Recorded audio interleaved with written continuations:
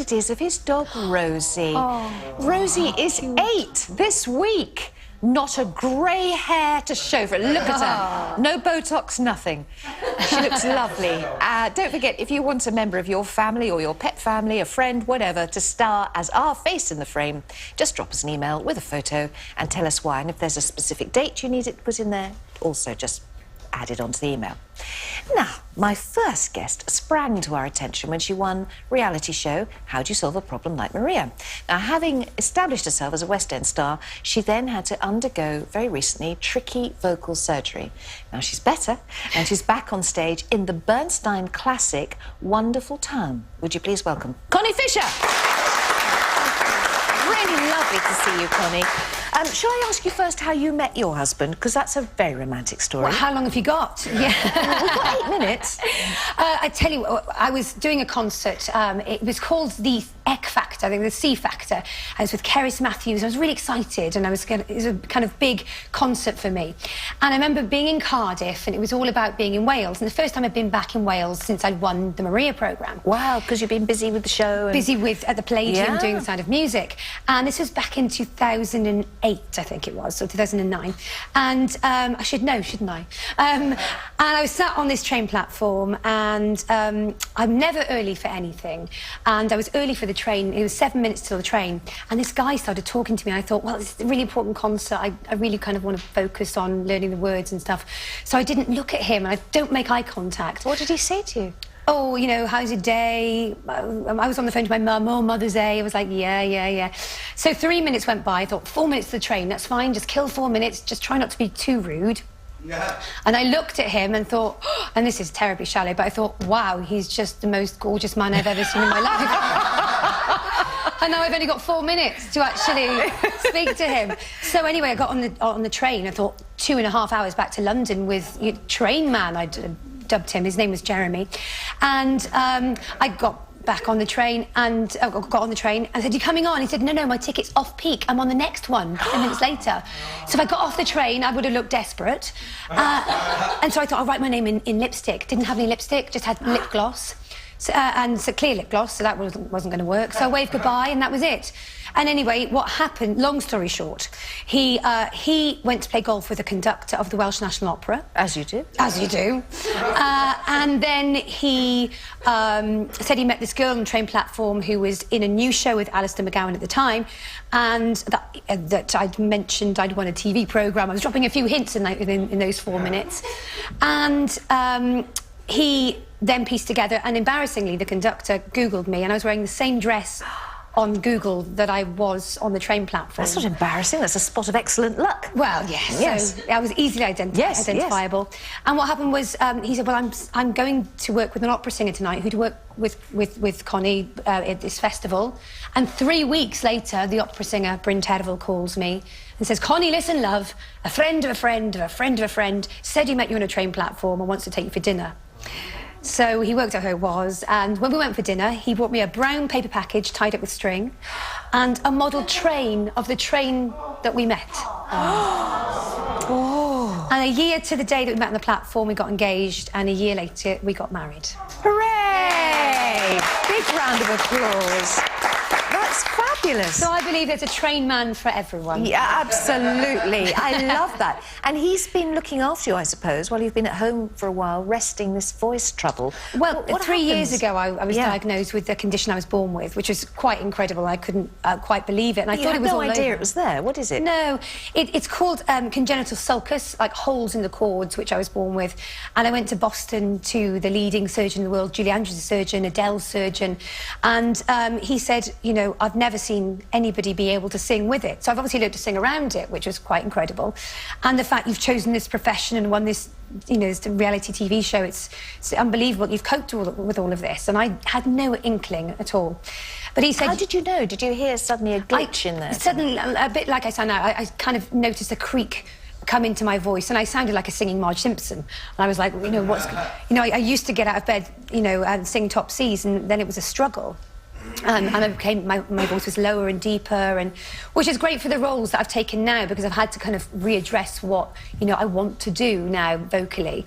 And it's actually been a kind of rebirth, I think, you know, because I learnt to sing again. I was told I wouldn't sing again back in 2009. Wow. He operated on one side and fixed half the problem, and then I had vocal rehabilitation for 3 months out in Boston, and my husband, who wasn't my husband at the time, Jeremy, my fiancé at the time, flew out every weekend to be with me in Boston.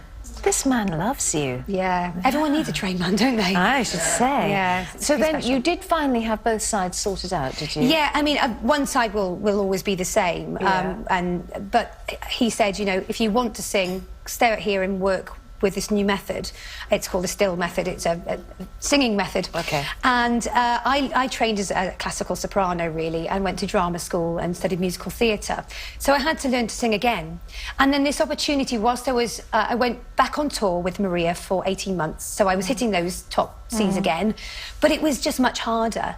And I thought, you know, moving forward, I can't play Maria forever. I've got to find a new role. And the opportunity to play Ruth Sherwood in Wonderful Town came up. And to work with the Royal Exchange and to go on tour for 3 months across the UK and play a musical comedy role. And well, Wonderful Town is a musical that was written in the 50s, set in the 30s, not as well known as the big ones. As West Side Story, which Bernstein wrote. Yeah. And the musical themes which are in West Side Story, because Wonderful Town was written a couple of years before that, you can hear the musical themes in Wonderful Town. Ah, OK, well, let's have a look at it, and you in action, then you can tell me all about it. Here we go. It's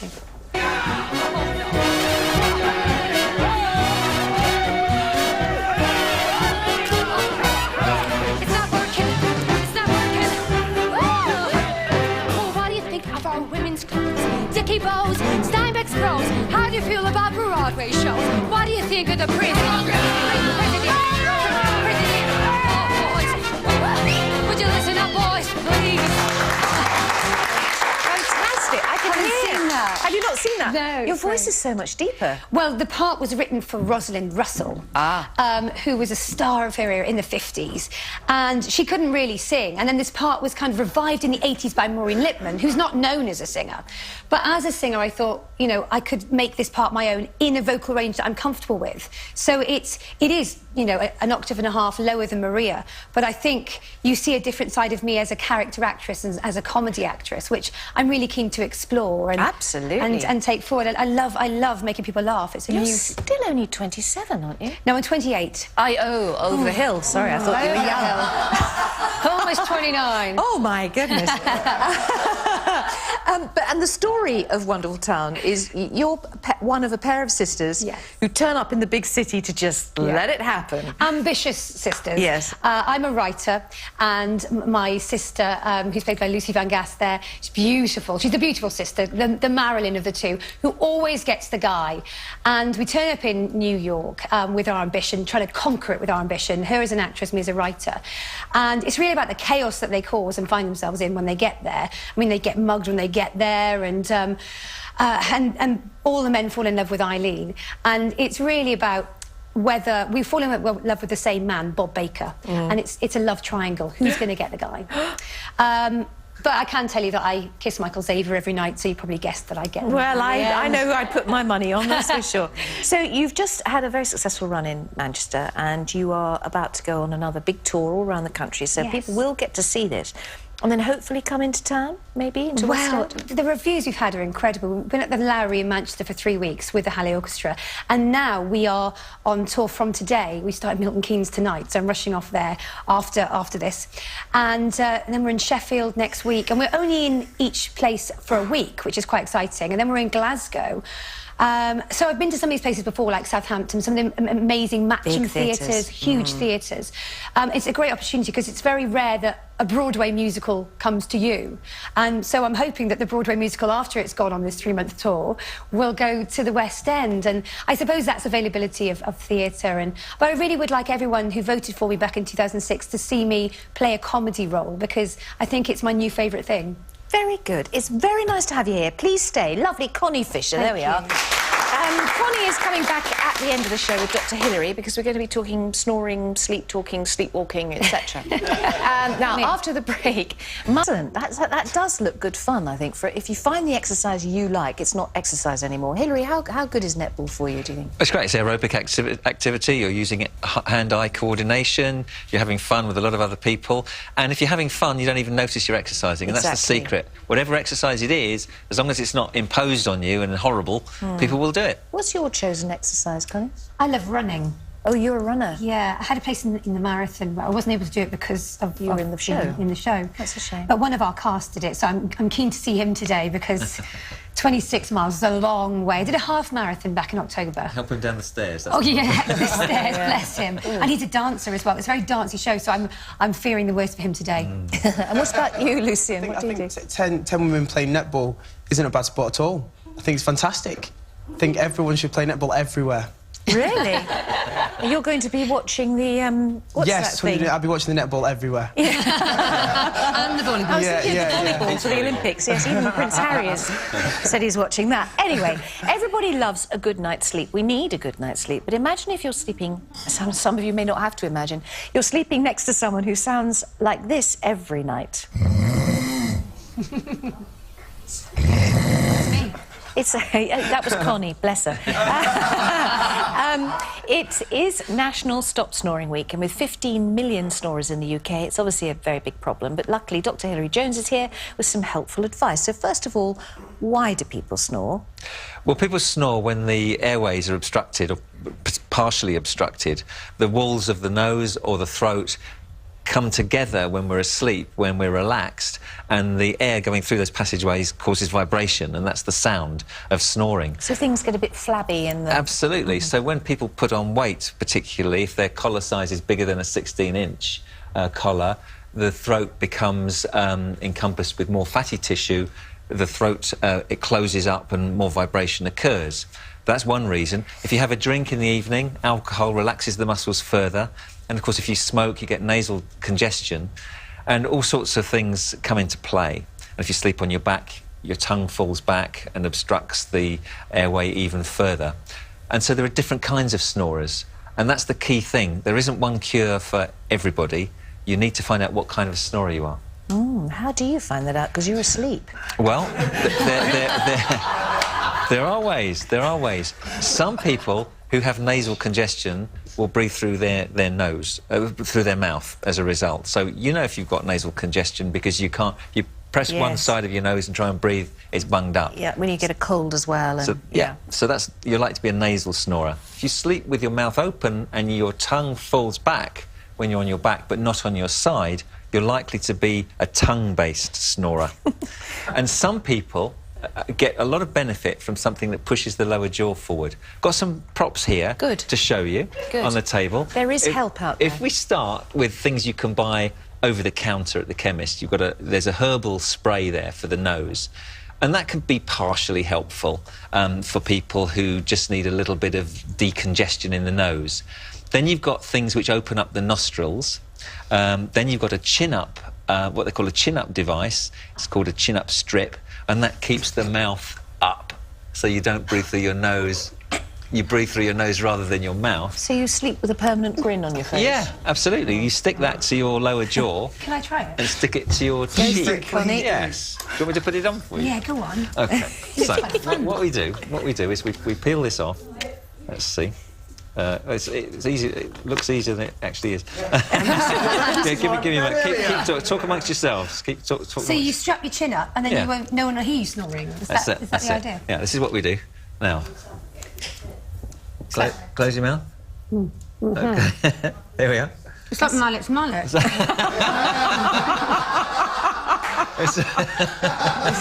It's not a good look, I have to say. No. Even on you. It's good for waxing. You've got facial hair, you just do that. Wow. You're right.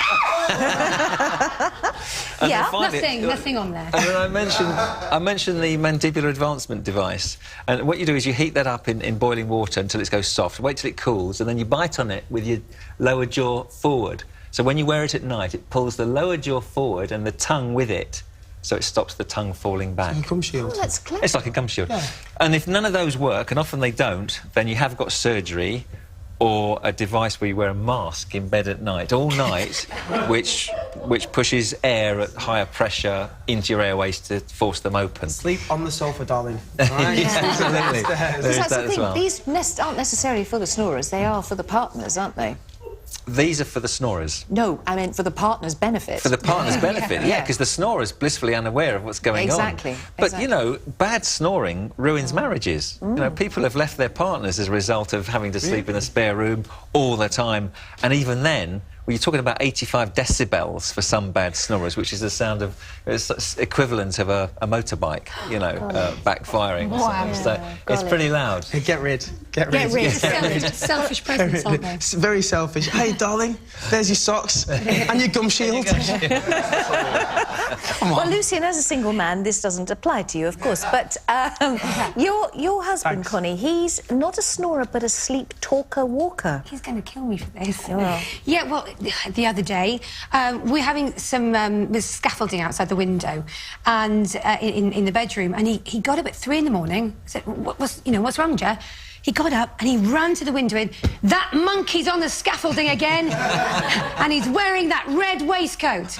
And he turned around, he looked at me, really angry, got back into bed and just fell straight to sleep again. And didn't remember anything in the morning? Nothing about the monkey, or the red waistcoat, or the scaffolding. I said, so what, did you see a monkey swinging? There he was, there he is. That monkey's there again. That's extraordinary. What's he drinking? I think it's the cheese. The cheese. We like cheese for bed. Is that a stress thing? Is that why he's... very much so. I mean, children often sleepwalk and sleep talk. You know, it's very, very common, and they grow out of it. Only about 4% of adults still sleepwalk or sleep talk. They usually talk nonsense. He's really old. He's not really old. He's stressed. He's obviously, there's some stress in his life that's going on. Right. But you know, people talk nonsense when they sleep talk, and then they do go off for a little walkie, and their eyes are open, and they do automatic ritual routine things. Open the fridge, you know, look at some food, prepare a meal, go back to bed. My younger brother, we moved house, and Jules, if you're watching, I'm going to call you out on this one. New house, walked to the top of the stairs, out of bed, drops his boxes, his shorts he was wearing, weed all on the top of the stairs. I saw him, I was like, Jules, what are you doing, mate? Jules, Jules? Not a clue. My dad said, don't wake him up, it's fine. Just kind of guiding him back to bed. Didn't have a clue what had happened in the morning. He's going to love you for sharing that with us. Yeah, you know what I mean? That is Throw that out there. extraordinary.